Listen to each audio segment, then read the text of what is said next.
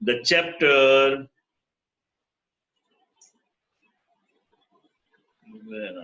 yes. So the first term which we'll understand is ये कहाँ से कहाँ चल रहा है? Just a second. Yep. Good to go. So basic accounting terms we are going to understand. A lot of accounting terms जैसे हमने first chapter में सीखा था डेटर्स क्रेडिटर्स किसको कहते हैं वो सब कुछ हम अलग अलग टर्म्स इस पूरे चैप्टर के अंदर सीखने वाले हैं. सो देन वी कैन जो बोलते हैं ना ये जैसे इंग्लिश एक लैंग्वेज है, गुजराती एक लैंग्वेज है, हिंदी एक लैंग्वेज है, वैसे अकाउंट्स भी एक लैंग्वेज है. उसके लैंग्वेज के कुछ वर्ड्स के मीनिंग समझ लेते हैं. So then whenever we speak we all remain on one page, we remain on the same page. Fine. So सबसे पहले है capital. So what is capital? Amount invested by owner in the firm is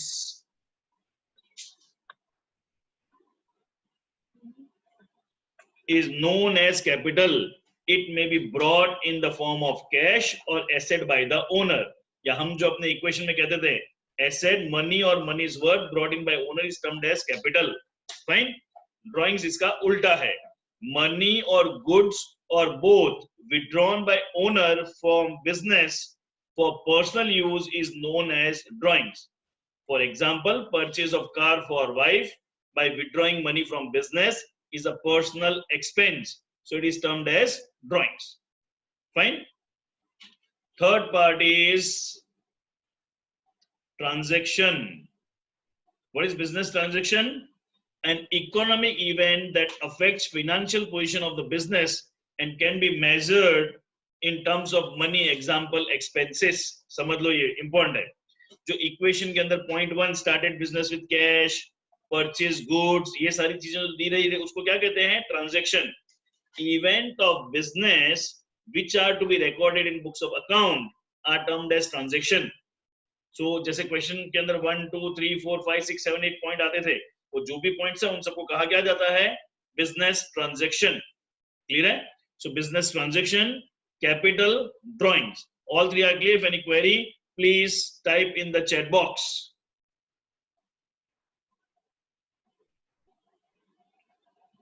Okay, let's move ahead. There's one message. Let me see. It is no तो message मत करो. Okay, I'm moving ahead. Next.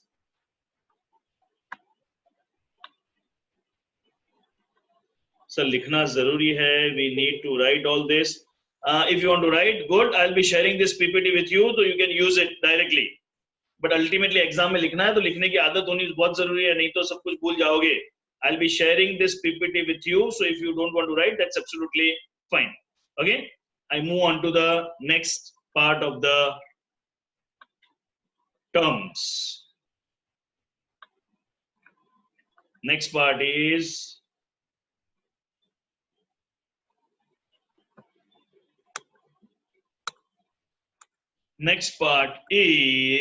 first is assets. So what is assets? Assets are a valuable and economic resource of an enterprise useful in its operation. Assets can be broadly classified. वो classification बाद में जाऊंगा. कुछ definition है, bookish definition है, but कई बार school में exactly ये क्या बोलते हैं word to word लिखने की जरूरत नहीं है. मैं asset की definition मेरे दिमाग में कितनी typical याद रहती नहीं है. Assets and value and economic resource of an enterprise useful in its operation. अगर मुझे लिखना हो तो मैं क्या लिखूं? Money or money, any cash, bank and property and receivable are termed as asset. I'll straight away give the example. So you can write in your own words, provided 11th standard school teacher को चलना चाहिए.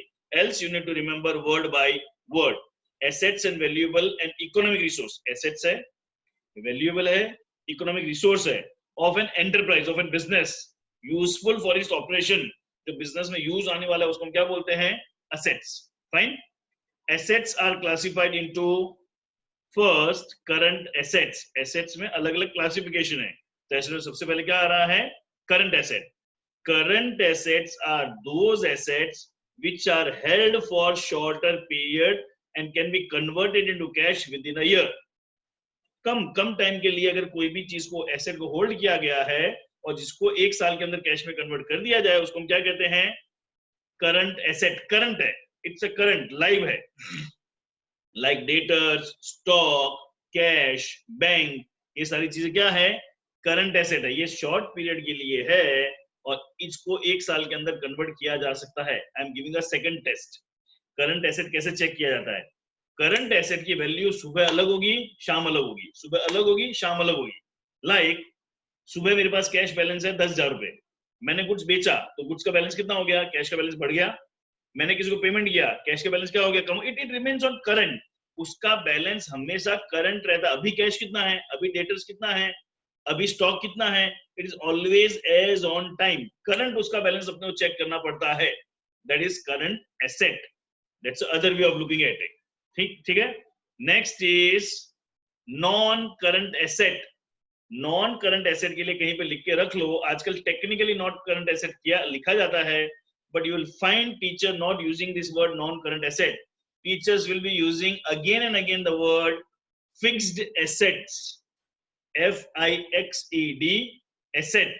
Technically now it is wrong because accounting some terms have been changed. Now there is nothing like fixed asset. There is nothing like fixed asset. Fixed asset is known as non-current asset. So non-current assets are popularly known as fixed asset. A lot of teachers will use this word fixed asset only. Fixed asset means non-current assets. So let's go for it. Non-current assets are those assets which are held for long period and used for normal business operation. For example, land, building, machine. ये सब क्या है? Non current asset से है, जिसका दूसरा word क्या है? इसको कहा जाता है fixed asset. Got that? Clarity है? Non current asset, fixed asset. बीच में क्वेरी आई है, sir please show previous slides. I'll show it later. I'll be sharing these slides in the group, so don't worry about it. Sir, are shares of some other company current assets? No, it's an investment. वो एक अलग चीज होती है। अगर मैंने किसी company के शेयर परचेस किए तो वो क्या होती है? Investments. there is a 3 kind of major assets: current assets, non-current assets, and then there is a investment. So shares of other companies investment, fine, it is not a current asset. Okay. So now I am moving ahead. Current assets, non-current asset मतलब fixed asset, land, building, machinery. अब current से अगर compare करके दिखाऊं तो कैसे चलेगा? समझो, current asset ऐसी asset थी जिसकी value current check करनी पड़ती है। Fixed asset को check करने का दूसरा तरीका है, the value of fixed asset remains same in the books for longer period of time. मैंने एक 10 करोड़ की land खरीदी, आज कितनी वैल्यू है? 10 करोड़। मैं मार्केट वैल्यू की बात नहीं कर रहा हूँ, बुक वैल्यू की बात कर रहा हूँ। आज 10 करोड़ है, कल 10 करोड़ है, परसों 10 crore. It remains, the book value remains same over a period of time. लेकिन कैश आज अलग है, कल अलग है। डेटर्स आज अलग है, कल अलग है। स्टॉक आज अलग है, कल अलग है। तो जो डेली बेसिस पे जिसकी बुक वैल्यू चेंज होती है उसको करंट एसेट कहते हैं। That's a different test I am giving. Practical test दे रहा हूं मैं, थियरी की बात नहीं कर रहा हूं यहाँ पे। और फिक्स एसेट किसको बोलते हैं? जिसकी वैल्यू फिक्स रहती है for over a longer period of time. ठीक है। Now, fixed asset is further divided into 2 parts. Again, देखो हम कैसे चल रहे हैं। Asset is divided into 2: current asset, non-current asset. Non-current asset को कहते हैं fixed asset. Non-current asset is further divided into 2 parts. The 2 parts are tangible assets. Tangible asset means which you can touch, feel, you can see. I can cam, ये mobile, this is tangible. I can touch, feel. This is tangible asset. So non-current asset is divided further into tangible asset. Tangible assets are those assets which have physical existence and can be seen and touched. For example, furniture, machinery, etc. And then it is an intangible asset. Intangible assets are those assets which have no physical existence and can be felt by operations.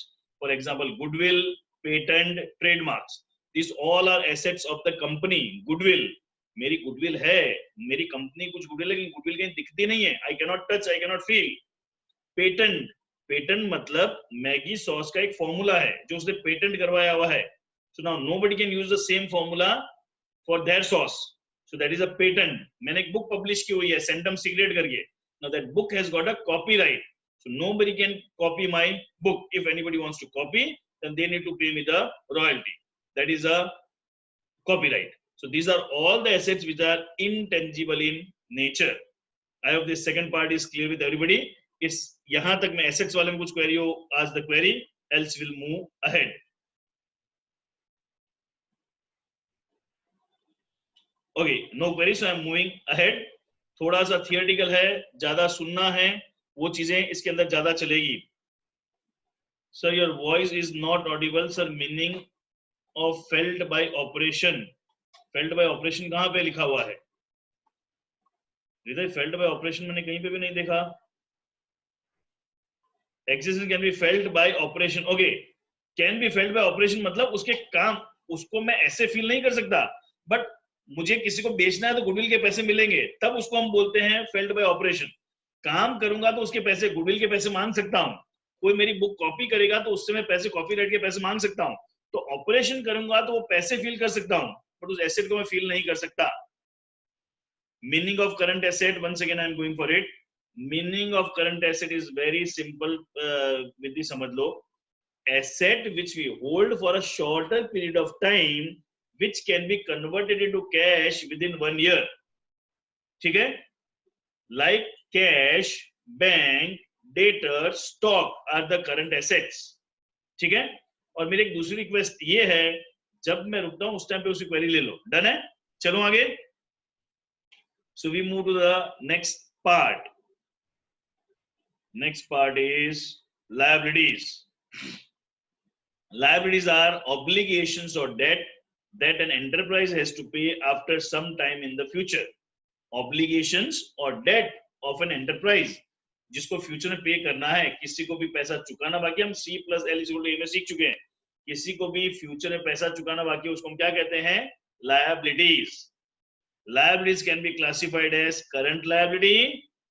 Current liability, again current asset की तरह, current liabilities are obligations or debt that are payable within a period of 1 year, like creditors, bills payable, etc. Bills payable की पूरी definition आगे आने वाली है, तो अभी bills payable में क्वेरी हो तो मत पूछना। Creditors you know very well.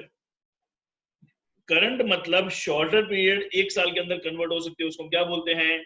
Current liabilities. ठीक है? Next is non current liabilities, जिसको टिपिकली, जैसे नॉन करंट एसेट को क्या कहा जाता था? Fixed asset. वैसे ही नॉन करंट लायबिलिटी को क्या कहा जाता है? Long term loans. Non current liability कहा जाता है long term loans, popular word उसका है लॉन्ग टर्म लोन। बराबर है? So non-current liability are those obligations or debt that are payable after a period of 1 year. Long-term loan, popular word. Non-current asset का popular word क्या है? Fixed asset. Non-current liability का popular word क्या है? क्या है? Long-term loan, long-term liability. Fine. So non-current liabilities are those obligations or debt that are payable after a period of 1 year. 1 साल के बाद चुकाना है, like bank loan and debentures. Bank loan है, डिबेंचर्स है, ये सारी चीजें 1 साल के बाद मुझे चुकाना, उसको क्या कहा जाता है? Non current liabilities. फाइन। सो इस पार्ट में किसी को क्वेरी हो, you can ask, else I will move further. Query here? Okay, I am moving ahead. And again, किसी को ऑडिबल नहीं है, किसी को सुनने में दिक्कत है, सो गाइस डोंट वरी, जो कुछ भी है ये सब कुछ ऐप में पोस्ट होगा। You will always get everything in the app. So एक एक चैप्टर, एक एक topic, everything is going to be available on the app, so don't worry about it, you will get everything. Fine. और उसके बाद भी clear नहीं होगा तो बैकअप क्लास और सब कुछ आपका होने वाला ही है। Now sir can you unmute me?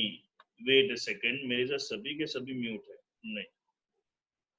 Okay, mute all, मैंने कर दिया सबको म्यूट। यस हर्षवर्धन, कुछ क्वेरी है तुझे? करंट एसेट्स में क्यों नहीं आ सकता? क्या हर्षवर्धन? लैंड करंट एसेट्स में क्यों नहीं आ सकता? बैंक करंट एसेट ही है ना?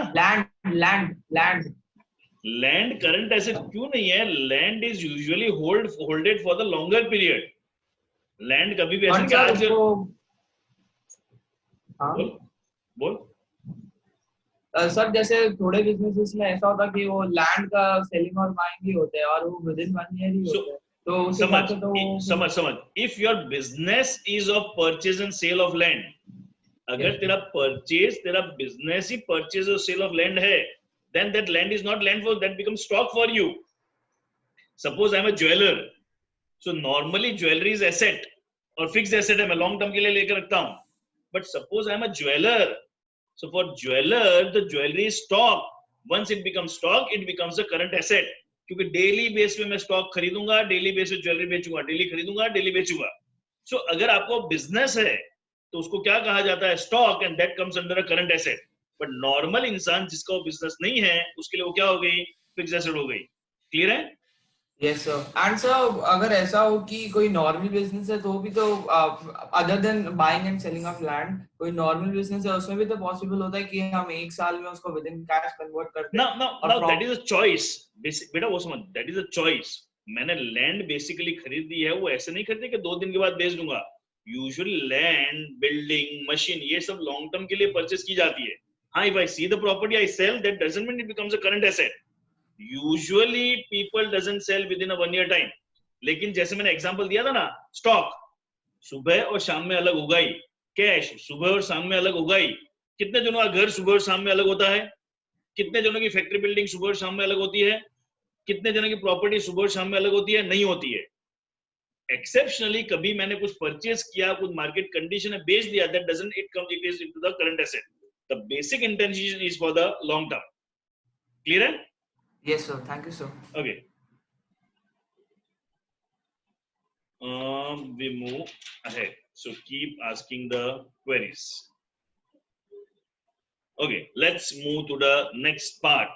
Next part is receipts. Revenue receipts. Revenue receipts are those receipts which are occurred by normal operation business, like money received by sale of business product. In short, मेरा जो main business है ना, उसमें से जो मुझे पैसे मिलते हैं बेच के, उसको रेवेन्यू कहा जाता है. Suppose I am a jeweller, I sell jewellery, I get money, it's a revenue, revenue receipt. Suppose I am what I should say, a plywood merchant, I sell plywood, money I get, it's a revenue receipt. Suppose I am an electronic dealer, I am selling TV, fridge, mobiles, the money which I get is a revenue receipt. Business product बेच के जो पैसा मिलता है उसको क्या कहा जाता है? revenue receipt. Next is capital receipt. Capital receipt are those receipts which are occurred by other than business operation, like money received by sale of fixed asset. जो मेरा मेन बिजनेस नहीं है, उसके अलावा कभी बिजनेस की सिचुएशन मुझे कुछ चीजें बेचनी पड़ी और उसमें से जो मुझे पैसा मिलता है उसको क्या कहा जाता है? Capital receipt. So 2 things. मैंने मेरा जो बिजनेस है उसकी चीजें बेची, पैसे मिले, उसको क्या कहा जाता है? Revenue receipt. मेरा मेन बिजनेस के अलावा कोई चीज, जैसे अभी हर्षवर्धन पूछ रहा था कि लैंड थी मेरे पास और लैंड मैंने बेच दी. अब जो लैंड बेची उसके जो पैसे आएंगे उसको क्या कहा जाएगा? Capital receipt. लेकिन मेरा इलेक्ट्रॉनिक का बिजनेस है, मैंने टीवी बेचा, it's a revenue receipt. Clear है? मेरा कपड़ों का बिजनेस है, मेरे घर पे पुराना टीवी पड़ा और पुराना टीवी बेच दिया, कौन सा हो जाएगा? Capital receipt. So understand this thing. जिस चीज का मेरा बिजनेस है उसको हम कहते हैं गुड्स. वो चीजें बेच के पैसे मिलते हैं उसको कहा जाता है रेवेन्यू रिसीट. उसके अलावा कोई भी चीजें बेचता हूं और पैसे आते हैं उसको क्या कहा जाता है? Capital receipt. somebody has asked what is the meaning of receipt. meaning receipt मतलब मिलना, receipt मतलब मिलना, revenue receipt मिलना, capital receipt मिलना. मेरा जो बिजनेस है उसके पैसे मिलते हैं, उसकी सामान बेच के पैसे मिलते हैं, revenue receipt. else it's a capital receipt. fine, going ahead. capital receipt, revenue receipt में किसी को क्वेरी है? else we move ahead. So 2-3 slide ही मैं ले रहा हूं. If the query is there, else we move ahead. You can explain capital receipt again. हाँ, yes हृदय, समझो, वापस समझ लो. पहले ये समझना जरूर, आपका बिजनेस क्या है. आपका जो भी बिजनेस है उसका सामान बेचते हो उसको क्या कहा जाता है? Revenue receipt. What that? आपका जो भी बिजनेस है. If I am a plywood merchant, plywood selling is a revenue receipt. If I am a jeweller, selling jewelry is a revenue receipt. If I'm an electronic dealer selling what I should say, TV, fridge, mobile is a revenue receipt. Suppose I am a builder selling a flat is a revenue receipt. जो मेरा business है उसका सामान बेचता हूं तो revenue receipt. और यही चीजें मेरा बिजनेस नहीं है. Suppose a jeweller is selling a flat, उसका ज्वेलरी का बिजनेस सेलिंग अ फ्लैट, तो उसके लिए क्या हो गया, capital receipt. Electronic dealer is selling a jewellery, capital receipt. ठीक है. Plywood merchant selling a old TV, capital receipt. In short मेरा जो बिजनेस है उसका सामान बेच के पैसे मिलते हैं, it is a revenue receipt. मेरे बिजनेस के अलावा कोई भी चीजें बेच के पैसे लेता हूं उसको क्या कहा जाता है, कैपिटल रिसीट. क्लियर है Hridaya? If you are fine with that, type yes in the chat box. Okay, great. We move to the next part. Next part is expenses. Receipt देख लिया, now we go to the expenses. Cost incurred by a business for earning revenue are known as expenses. For example, rent, wages, salary, interest. मेरा day to day business चलाने के लिए जो मुझे खर्चे करने पड़ते हैं उसको एक्सपेंस कहा जाता है. प्रीटी सिंपल, जो हम रूटीन में यूज करते हैं वही वर्ड है, कोई नया वर्ड नहीं है. Second is expenditure.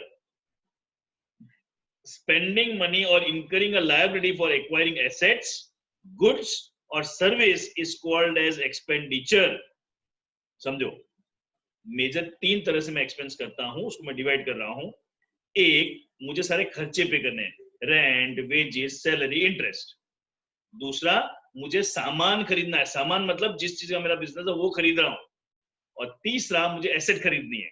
बेसिकली मेरे 3 टाइप के मैं एक्सपेंस मानता हूं. First, day to day business चलाने के लिए रेंट, सैलरी, इंटरेस्ट, ये एक्सपेंस हो गया.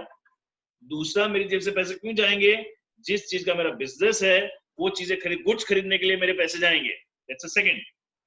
थर्ड, मेरे पैसे जाएंगे for purchasing the asset. Like मुझे बिल्डिंग खरीदनी है, मुझे फैक्ट्री खरीदनी है, मुझे मशीनरी खरीदनी है. सो जो रूटीन एक्सपेंस उसको क्या कहा जाता है, expense.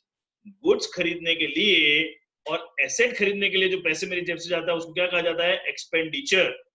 Now, expenditure are further divided. Goods comes into asset.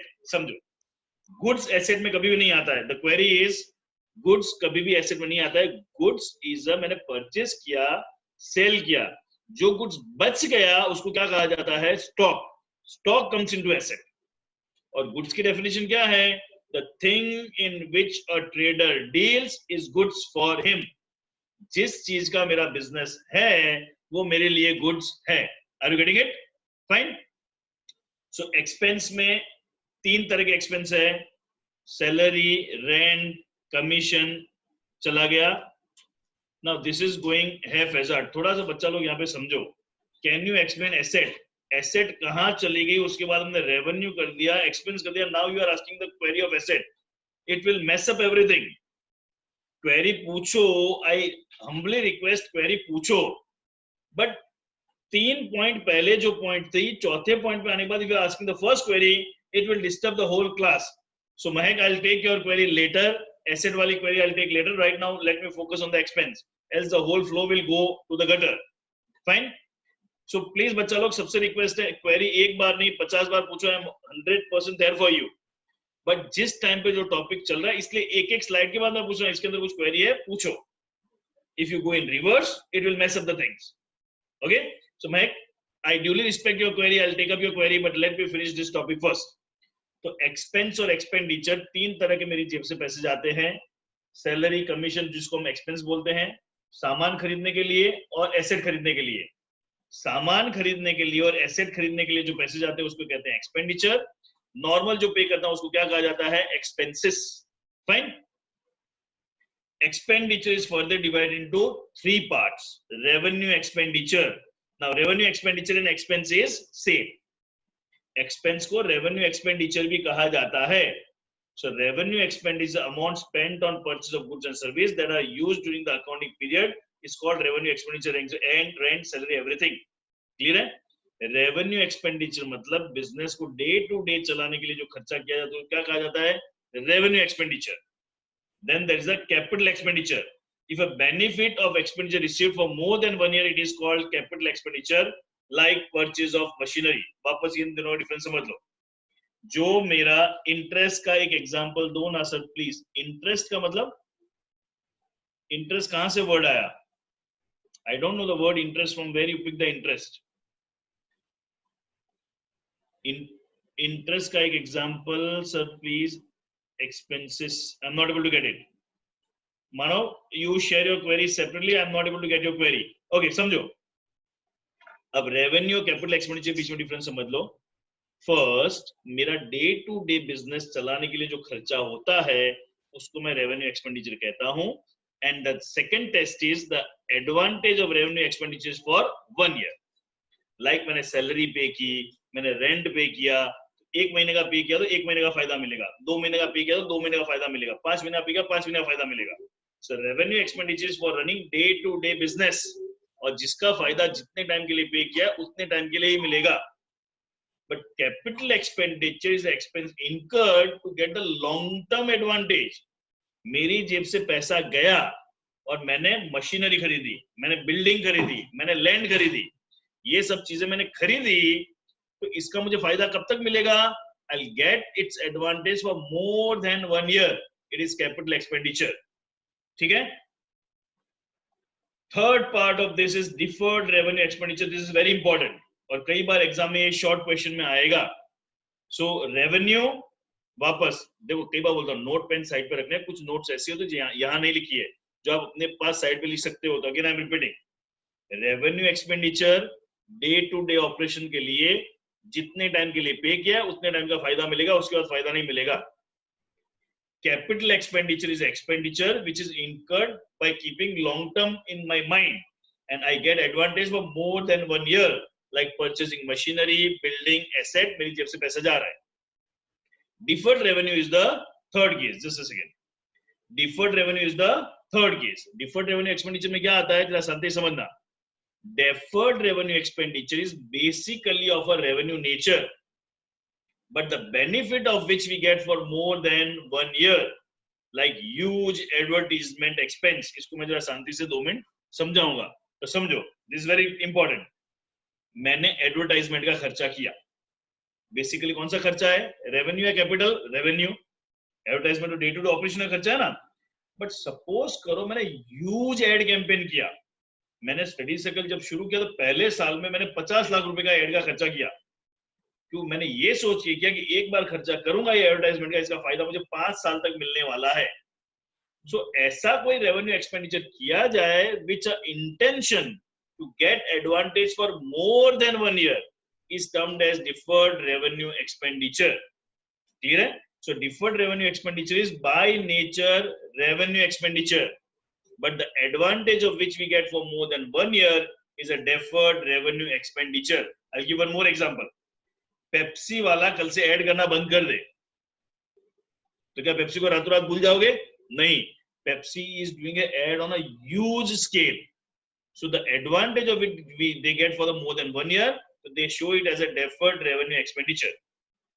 So expenditure में मेजर आपको एक्सपेंस और एक्सपेंडिचर में डिफरेंस याद नहीं रहेगा चलेगा.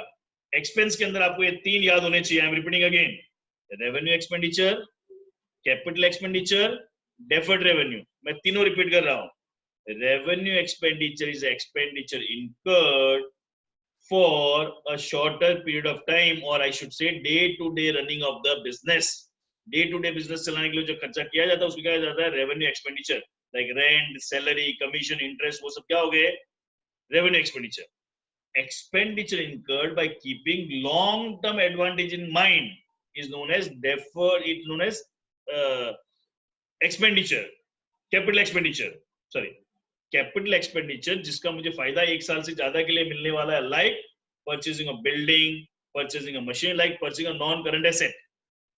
Deferred revenue expenditure expenditure which is basically revenue nature का है, बट जिसका फायदा मुझे 1 साल से ज्यादा के लिए मिलने वाला है, उसको कहा जाता है deferred revenue expenditure.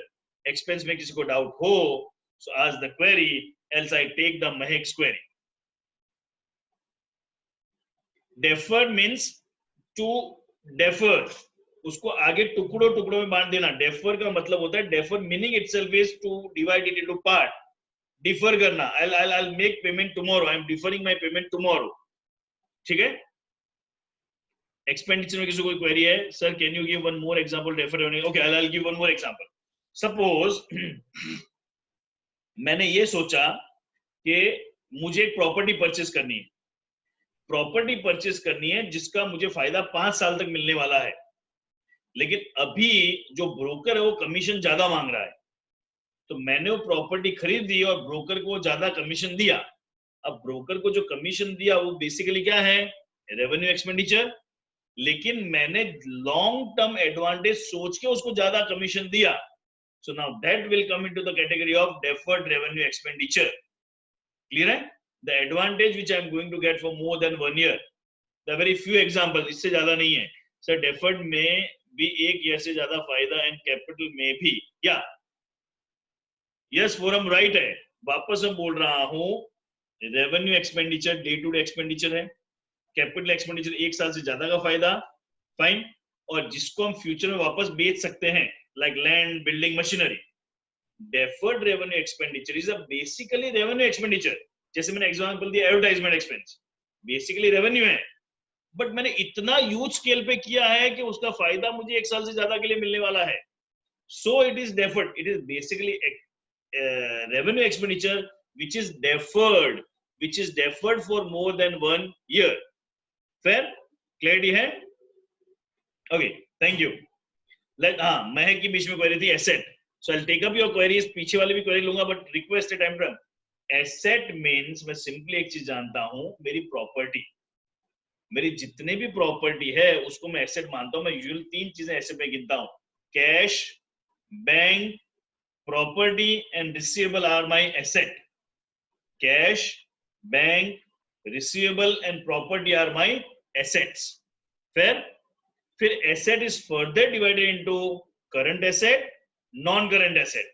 Current asset is the asset whose advantage we get for less than 1 year, and non-current asset whose advantage we get for more than 1 year. बराबर है? Clear है? Mahek, are you fine with the asset part? Still having query, post in the group or type something okay, yes, clear, so I can get Mahek, you are clear. Mahek, you had asked the query and I cleared that asset query. I think Mahek has lost some connection. Whenever you get in, I'll explain that.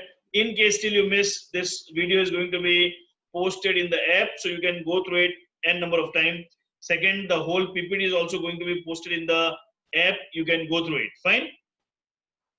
Next is profit. The excess of revenues over its related expense during the accounting period is known as profit. Excess of revenue. ध्यान रखना, profit किसको कहा जाता है? मेरा profit जो revenue minus expense, मेरी day to day income, मैंने सामान बेचा उसमें से जो पैसे मिलते हैं उसको रेवेन्यू बोलते हैं। डे टू डे का जो खर्चा होता है उसको क्या बोलते हैं? एक्सपेंस, और उसको क्या कहा जाता है? प्रॉफिट। और दूसरी एक टर्म आती है गेन। प्रॉफिट मतलब मैं क्लॉथ मर्चेंट हूं, मैंने क्लॉथ बेचा, वो मेरी होगी रेवेन्यू, उसमें से मैंने रेंट, कमीशन, सैलरी, ब्रोकरेज, मेरे रेवेन्यू एक्सपेंस माइनस किए, what I get? Profit. Gain is a non-recurring profit from an event or transaction incidental to business, such as sale of fixed asset, appreciation of value of asset. Non-recurring nature मतलब मेरा जो business है उसके goods में रोज बेचता हूं, लेकिन जो मेरा गेन है फिक्स एसेट में रोज नहीं बेचता हूं, मशीनरी में रोज नहीं बेचता हूं। कुछ ऐसा नॉन रिकरिंग इवेंट हुआ जिसको बेचा, उसमें से मुझे कुछ प्रॉफिट हुआ, उसको क्या कहा जाएगा? गेन। मेरे पास कुछ इन्वेस्टमेंट है, इन्वेस्टमेंट मैंने बेचे, उसमें से कुछ प्रॉफिट हुआ तो उसको क्या कहूंगा? गेन। अगेन मेरे बिजनेस, मेरा जो मेन कोर बिजनेस है उसमें से जो पैसा कमा रहा हूं उसको क्या कहा जाता है? प्रॉफिट। मेरे कोर बिजनेस के अलावा कोई चीजें मैंने बेची, उसमें से अगर मैंने पैसा कमाया तो उसको क्या कहा जाएगा? Gain. Fair with profit and gain. Then it comes to loss. Exactly profit का उल्टा है loss. The excess of expense of a period over its related revenue is termed as loss. Profit का exactly उल्टा क्या हो गया? Loss. मेरा जो main business है उसमें मैंने बेचा, उससे ज्यादा मेरा खर्चा हो गया, then it is a loss. So profit, gain, loss. Loss is equal to expense minus revenue. Exactly same definition है, उसको reverse किया गया है.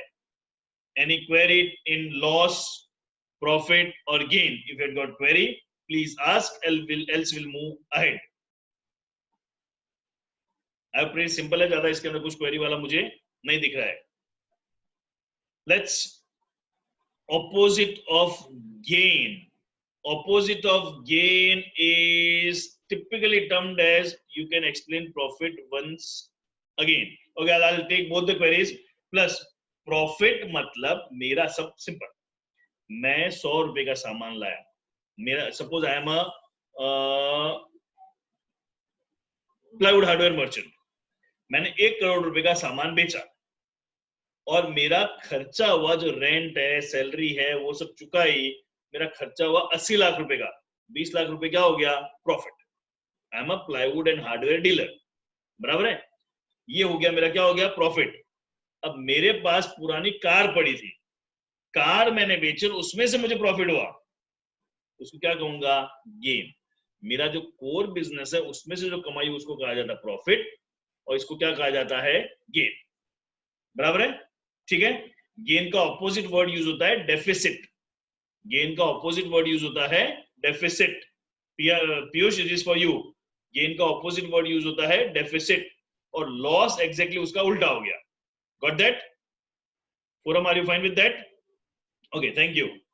सो let's move ahead. Goods, goods में बहुत बार समझाता हूं, the product in which the business deal in, the items that are purchased for the purpose of resale and not for use in the business are called goods. दो aspect है, पहली aspect जिसका मैंने बोला, मैं जिस चीज में डील करता हूं मेरे लिए क्या है? गुड्स। और सेकंड एस्पेक्ट क्या है? कोई भी चीज रीसेल के लिए बेची खरीदी जाती है उसको क्या कहा जाता है? गुड्स। तो गुड्स में बहुत बार ऑलरेडी पहले ही समझा चुका हूं, so I am moving ahead. Purchases, the term purchase only for the goods procured by business for resale, ठीक है। हाँ Piyush, I'll come to your query later. Now the term purchase मतलब हमने ये इक्वेशन वाले चैप्टर में समझा है। देखो कुछ लोग बोलते हैं सर पहले थियरी समझाते थे, नहीं, हम प्रैक्टिकल चैप्टर समझ के जब थियरी में, तो वी कैन नाउ रिलेट। आपको अगर ट्रांजैक्शन याद हो तो बोला जाता था purchase goods of 20,000 for cash, 30,000 for credit. और जब मशीनरी परचेज की जाती है तो क्या बोला था? Purchase machinery. तो परचेज वर्ड तभी यूज करेंगे जब मैंने क्या परचेज किया है? The thing in which I deal is bought is termed as purchase. उसके अलावा कुछ भी परचेज करूंगा तो क्या लिखूंगा? उसका नाम लिखूंगा। क्लियर है? When I am purchasing goods, I use the word purchase. Got that? Purchase return, exactly purchase का उल्टा। परचेज का उल्टा हो जाएगा, मैंने सामान खरीदा, वो सामान बेचा, वापस दे दिया, अच्छा नहीं लगा, कुछ डिफेक्ट था, वापस दिया, उसको क्या कहा जाएगा? Purchase return. सेल्स, एग्जैक्टली उसका उल्टा, जिस चीज का मेरा बिजनेस है उसको बेचता हूं तभी उसको क्या कहा जाता है? सेल। ये इक्वेशन में बहुत बार हमने वर्ड यूज किया गया है। परचेज और सेल जब भी कहा जाता है that means goods are purchase, goods are sold. Goods means the thing in which I am dealing. Fine. Sales return, सामान मैंने बेचा, किसी को नहीं जमा, किसी ने मुझे वापस दिया, उसको मैं क्या कहूंगा? Sales return. डेटर्स, बहुत बार हम सीख चुके हैं इक्वेशन में, goods sold and money to be received is termed as debtors. Specific word है, मैंने सामान बेचा, जिस चीज का मेरा बिजनेस है वो बेचा और पैसे लेने बाकी, उसको क्या कहा जाता है? डेटर्स। और इसका उल्टा क्रेडिटर्स, मैंने सामान खरीदा और पैसे देने बाकी, उसको क्या कहा जाता है? क्रेडिटर्स। तो इसको अलग तरह से याद रखना, sales debtors, purchase creditors, sales debtors, sales के साथ डेटर्स कनेक्टेड है, S D Jain, S D sales debtors, तो एस डी जेन याद रखने का, सेल्स डेटर्स। क्लियर है? Purchase creditors, PC computer, purchase creditors, तो S D Jain sales debtors, PC purchase creditors, that you need to remember. Clear hai? Bill receivable and bills payable. A bill receivable, bills payable is a big term. Bill receivable and bills payable means, bill receivable मतलब पैसा मुझे लेना है तब मिलता है, payable है जब चुकाना तब मिलता है। It's a bill accounting term. A bill of exchange is a bill receivable for a seller at the time of credit sale. Bill receivable simply means एक documentary evidence में मुझे promise किया जाता है that I agree to pay Naveen sir so and so amount on so and so date is termed as bills receivable. अगर मुझे पैसे लेने हैं तो मेरे लिए बिल्स रिसीवेबल हो गया, और मैंने किसी को लिख के दिया है तो उसको क्या कहा जाता है, bills payable. In short you can remember this as a cheque. Cheque properly bill receivable नहीं है. बिल रिसीवेबल पूरा चैप्टर है, उस टाइम पे इसको डेप्थ में समझेंगे. अभी के लिए सपोज आपने मुझे चेक दिया तो चेक मेरे लिए क्या हो गया, बिल रिसीवेबल. आपने मुझे चेक दिया तो आपके लिए क्या हो गया, bill payable. But purely cheque is not bill receivable payable. Cheque में बैंक का होता है. बिल रिसीवेबल बिल्स पेएबल में 100 रुपए के स्टैम्प पेपर पर आप मुझे लिख के दोगे कि आई agree to pay Naveen sir so and so amount on so and so date. That becomes a bills receivable or bills payable. Got that? Good till here? Any query till here? If you had query ask, else we'll move ahead. Difference between purchase and bought. Purchase and bought is same. Forum, purchase and bought is same. Purchase and bought is absolutely same. In case कोई भी class leave करा है, last में attendance होगी, चक्कर हो जाएगा. So don't leave the class in between. Fine. I'm moving ahead. Few terms remains. Discount is a rebate given by the seller to the buyer. It can be classified as. Discount क्या होता है, जब मैं payment करता हूँ या payment receive करता हूँ, जब कुछ पैसा कम दिया जाता है उसको क्या कहा जाता है, discount. Discount is broadly divided to two part, trade discount and cash discount. Trade discount cash discount समझ लो. Trade discount is a discount given to everyone who does business with me. ये सिर्फ कंफ्यूज करने के लिए दिया जाता है, अच्छा लगाने के लिए. Trade discount, the purpose of trade discount is to persuade the buyer to buy more goods. Ultimately मेरी जेब से कुछ ट्रेड डिस्काउंट क्या होता है, 100 रुपए के पहले से ऑलरेडी मैंने 110 कर रखे हैं और फिर क्या बोलता हूँ 10 रुपए डिस्काउंट दूंगा. So it is to persuade the customer. Actually मेरी जेब से कुछ भी जाता नहीं है, is offered as a percentage. Clear है? But cash discount is a discount given to encourage to make prompt payment. ये मेरी जेब से ज्यादा है. तो सपोज आप मेरे पास आए, मैंने बोला मेरी फीस है 10,000 and 1,000 rupees is trade discount. तो ट्रेड डिस्काउंट किसको मिलेगा, सबको ही मिलेगा. सबकी फीस कितनी हो जाएगी, 9,000. तो 1,000 is just to persuade you कि नवीन सर डिस्काउंट दे रहे हैं, मैंने 1,000 रुपए डिस्काउंट से बढ़ा के कम कर दिए. So everybody feels there is a discount. It's a trade discount. मेरी जेब से कुछ भी नहीं गया. So trade discount is not recorded in books of accounts. Then I said, if anyone pays full fees on the first day, पहले दिन अगर कोई मुझे पूरी फीस पे कर देता है, उसको मैं 500 रुपए डिस्काउंट और दूंगा. उसको क्या कहा जाता है, कैश डिस्काउंट. अभी कैश डिस्काउंट किसको मिलेगा, जो मुझे टाइम से पेमेंट करेगा उसको ही मिलेगा. So trade discount is just to persuade the customer. It is nothing goes out of the trader's pocket. Cash discount is for the prompt payment and is given only to those who make payment on time. Fair? Trade discount, cash discount query. Jashan has raised the hand. Yeah, Jashan. Sir trade discount समझ में नहीं आया, मतलब owner के जेब से कुछ पैसा क्यों जाएगा. समझो ट्रेड डिस्काउंट क्या है बेटा. ट्रेड डिस्काउंट से मैंने एक्चुअली क्या होता है, everybody now wants a discount. ऐसा हो गया कि डिस्काउंट दूं तो ही मेरे यहाँ पे एडमिशन लेते हैं, ऐसा ट्रेंड बन गया है. तो स्टूडेंट आके पूछता है सर कितनी फीस है, मैंने बोला 25,000. सर डिस्काउंट नहीं, कोई डिस्काउंट नहीं, तो ज्वाइन नहीं करेगा. ऐसा कई बार ट्रेंड बन जाता है, लोगों को डिस्काउंट पसंद आता है. So it feels good. बराबर है. जैसे मेरी ऐप है, app I write 10,000 and then I write cross, I sell it at 5,000. Clear है? So 5,000 डिस्काउंट होता है तो बाय ऑनलाइन में देखो हर पे स्लैश दिस मच वो क्या किया जाता है, वो सबके लिए अवेलेबल है.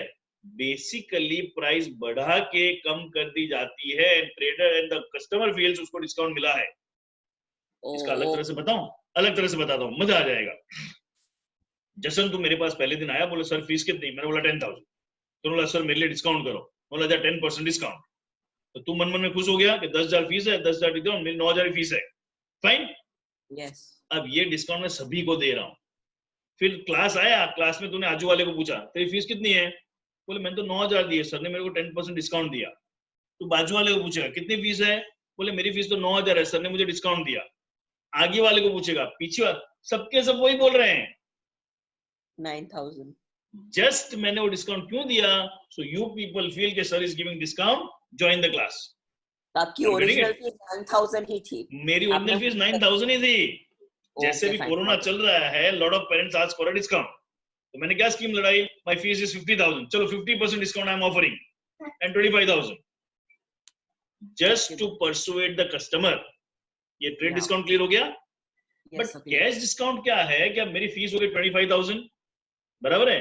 अब मैं बोलता हूं अगर कोई इस कोरोना के टाइम पे कोई पेरेंट पूरी फीस एक साथ अभी पे कर देता है तो I'll take only 20,000.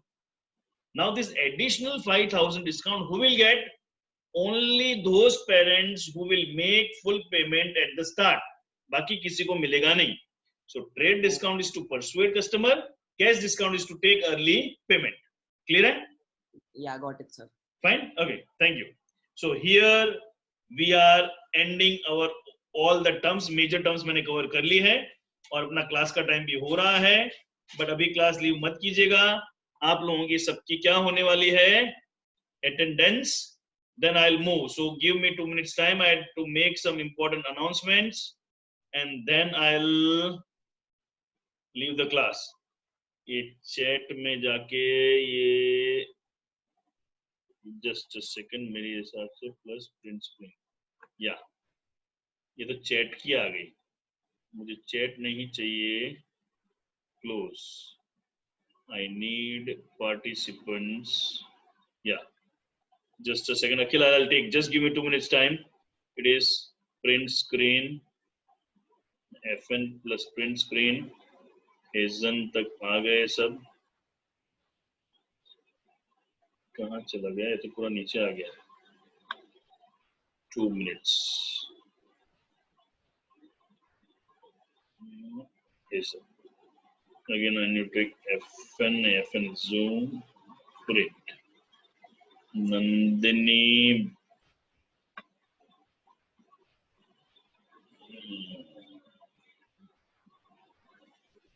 ये बखर सन्नम सुनी सुनी क्यों लग रही है मेरे को?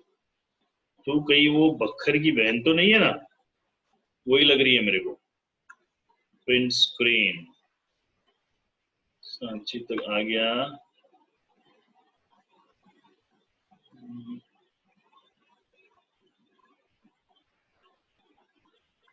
Yeah, and this is print screen. Okay, attendance. Now, before I end, once again.